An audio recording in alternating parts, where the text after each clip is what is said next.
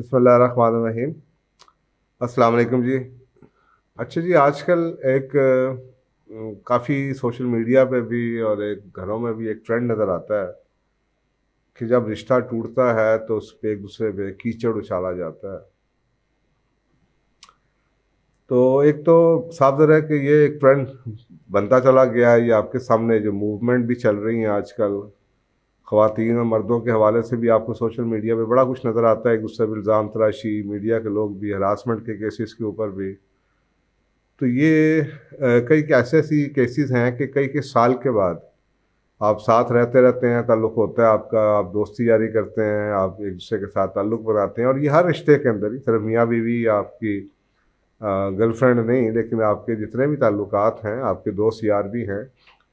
और ये एक ट्रेंड हर जगह नज़र आता है कि जब रिश्ता टूटता है तो फिर एक दूसरे पे कीचड़ उछाला जाता है। जबकि होना तो ये चाहिए कि जैसे अब रिश्ता आपका चलता रहा है अच्छे तरीके से, आप अगर अलहदा भी होते हैं तो अच्छे तरीके से अलहदा हों। अब उसकी समझ लोगों को नहीं आती और ये आपको समझने की ज़रूरत है कि ये कीचड़ जब उछाला जाता है, ये क्यों उछाला जाता है। हमारे बचपन में हम एक कहानी सुनते होते थे और उस कहानी का टाइटल होता था अंगूर खट्टे हैं, या उसमें उर्दू में कहते थे हाथ ना पहुँचे थू कौड़ी। अब ये बच्चों ने शायद ये मुहावरे नहीं पढ़े हुए, तो ये एक फितरत का एक ऐसा साइकोलॉजिकल फिनोमिना है जिसको ये मुहावरा उसकी एक्सप्लेनेशन देता है। और ये हमें समझने की ज़रूरत है कि ऐसा क्यों होता है। इसलिए कहा जाता है कि जब आप किसी पर इल्ज़ाम लगाते हैं तो सिर्फ इल्ज़ाम के अलावा, या कौन लगा रहा है इसके अलावा, इस चीज़ की भी बड़ी अहमियत होती है कि टाइमिंग क्या है, आप इल्ज़ाम कब लगा रहे हैं। तो वो कहानी जो थी वो कुछ ऐसी है कि जनाब एक लोमड़ी होती है, वो अंगूर तोड़ने की कोशिश करती रहती है, छलांगे मारती रहती है, अंगूर का गुच्छा से ऊपर नज़र आ रहा होता है। तो वो कोशिश करती रहती है, करती रहती है, करती रहती है, और जब वो थक जाती है और अंगूर तक नहीं पहुंच पाती तो अंगूर खट्टे हैं कह के छोड़ के चली जाती है। अब उस वक्त तो हमने साइकोलॉजी बचपन में नहीं पढ़ी थी, लेकिन हमें ये ज़रूर पता था, ये मुहावरों के थ्रू, जो बचपन में हम उस ज़माने में बड़ा रिवाज हुआ करता था कि अंगूर खट्टे क्यों होते हैं। उसके बाद जब हम साइकोलॉजी में आए तो हमें पता चल गया कि अंगूर खट्टे होने के पीछे एक साइकोलॉजिकल फिनोमिना है जिसको हम फाइट और फ्लाइट रिस्पॉन्स कहते हैं। और ये साइकोलॉजिकल थ्योरी है, काफ़ी किताबों में आपको मिल जाएगी कि आप किसी चीज़ के लिए भी फाइट करते हैं आप अपने हक के लिए, या आप अपने किसी चीज़ के लिए, या बात मनवाने के लिए आप कोशिश करते हैं। वो जो कोशिश है, फाइट का मतलब ये नहीं है कि सिर्फ आप लड़ते हैं, फाइट का मतलब ये है कि आप उसके लिए कोशिश करते हैं। और जब आपको लगता है कि वो चीज़ अब आपको नहीं मिल पाएगी, या उस तरह से नहीं मिल पाएगी जिस तरह से आपने सोचा था, या जो काम आपने चाहा था वो ऐसा नहीं हो पाएगा, तो फिर आप थक हार के उस लोमड़ी की तरह फ्लाइट मोड में चले जाते हैं। फ्लाइट मोड का मतलब है एस्केप मोड में आप छोड़ देते हैं। इंसान की फितरत का ये बड़ा एक अहम पहलू है, और वो ये है कि जो इंसान का दिमाग है ना, वो उसको जस्टिफिकेशन चाहिए होती है। आप जब तक आप कंफ्यूज रहते हैं, आप रिलेशनशिप के अंदर कंफ्यूज रहते हैं, और जब तक वो आपको जस्टिफिकेशन नहीं मिलती, वो रिलेशनशिप छोड़ना मुश्किल होता है। जब आप ये फैसला कर लेते हैं कि अब रिलेशनशिप छोड़ना है, तो आपको उसको फैसला करने से पहले दिमाग को कोई ना कोई चीज़ ऐसी चाहिए होती है रैशनल, कि आप उसको, उस एक्ट को जो आप करने लगे हैं, उस रिलेशनशिप को छोड़ने लगे हैं, आपको जस्टिफाई करना है, अदरवाइज छोड़ा नहीं जा सकता। तो वो जो जस्टिफिकेशन है, यानी कि आप जिस चीज़ को रैशनलाइज करते हैं, उस रैशनलाइज के अंदर आप उस शख्स को छोड़ने के लिए उसकी सारी अच्छाइयों को साइड पर रख देते हैं, और आप उसकी बुराइयों को एम्पलीफाई करते हैं, बुराइयां ढूंढते हैं। और फिर जब आप बुराइयां उसकी ढूंढते हैं अपने आप को बताने के लिए कि ये शख्स बहुत बुरा है, तो फिर आपका दिमाग भी आपका साथ देता है, और वो चीज़ें और एम्पलीफाई हो के आपके सामने आ जाती हैं। और करते करते करते करते आप ये कहते हैं कि ये अंगूर खट्टे हैं, और आप उसके अंदर एक दूसरे के हिसाब से रह के इंसल्ट भी होती है, बेइज्जती भी होती है, झूठ भी होते हैं, इल्ज़ाम तराशियाँ भी होती हैं, बहतान भी लगाए जाते हैं। उसमें कुछ हकीकत होती भी होगी, लेकिन उसमें ज़्यादातर झूठ ही होता है तो ये मेरा ये जो फिनोमिना नज़र आता है, लोग उसके पीछे परेशान होकर पूछते रहते हैं। मुझे इस चीज़ की शिद्दत से एहसास रहता है कि हमारा जो नई नस्ल है उनको ये मुहावरे पता होने चाहिए। अब आप ये देखेंगे कि मुहावरा है का कहने को तो ये उर्दू का मुहावरा है, और इसी तरीके से अंग्रेज़ी के अंदर भी आपको नज़र आता है, ये फ्रेजेस होते हैं अंग्रेज़ी के अंदर भी, आपको हर हर लैंग्वेज में होते हैं। तो बाद में आपको पता चलता है कि इसके पीछे कोई ना कोई साइंस की थ्योरी थी, या कोई साइकोलॉजी थी, या कोई कानून कुदरत था। तो ये बात बच्चों को समझाइए। और कोई, इसका मतलब ये नहीं है कि आप उसको जस्टिफाई करें कि अंगूर खट्टे करके ही आपने जाना है। आप अंगूर खट्टे करके किए बगैर भी जा सकते हैं।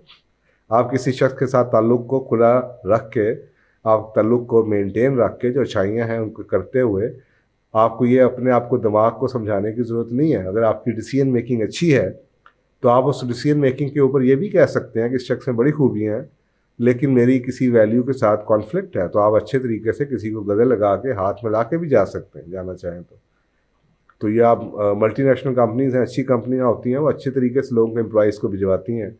ज़रूरी नहीं होता, बल्कि अक्सर का तो आपको देखते हैं कि ये ट्रेंड बन चुका है कि किसी को निकालने की बजाय कोशिश ये की जाती है कि उससे रिज़ाइन ले लिया जाए। आपके मुल्क में भी ऐसा ही है, कई मिनिस्टर्स ऐसे, उनसे रिज़ाइन ले लिया जाता है, उनको एक फेस सेविंग दी जाती है। अब बाद में जाके आप वो बुरा भला कहना शुरू करते हैं, अक्सर का ये भी आता है। एक आदमी सियासत छोड़ता है, आपके सामने कई सियासतदान इस वक्त ऐसे नज़र आते हैं जो सारा साल, बल्कि डेकेड्स, दहाइयों के हिसाब से किसी पार्टी के साथ जुड़े हुए थे, और उसके बाद जनाब वो दूसरी पार्टी बदलते हैं, और उसके बाद उसका पार्टी पे कीचड़ उछालना शुरू कर देते हैं। तो क्वेश्चन ये है कि वो जो शख्स कीचड़ उछाल रहा है उसकी अपनी क्रेडिबिलिटी क्या है? और ये आप लोगों को, मुझे पता होना चाहिए। वो जो कर रहे हैं वो तो कर रहे हैं, लेकिन ये मुझे और आपको पता होना चाहिए कि एक आदमी को 20 साल लगे, 25 साल लगे, किसी के साथ वो अटैच रहा, किसी पार्टी के साथ रहा, किसी अदारे के साथ रहा, और अब उसको 25 साल के बाद सारी बुराइयां नज़र आ रही हैं। तो क्यों आ रही हैं? उसको 25 साल पहले क्यों नज़र नहीं आई?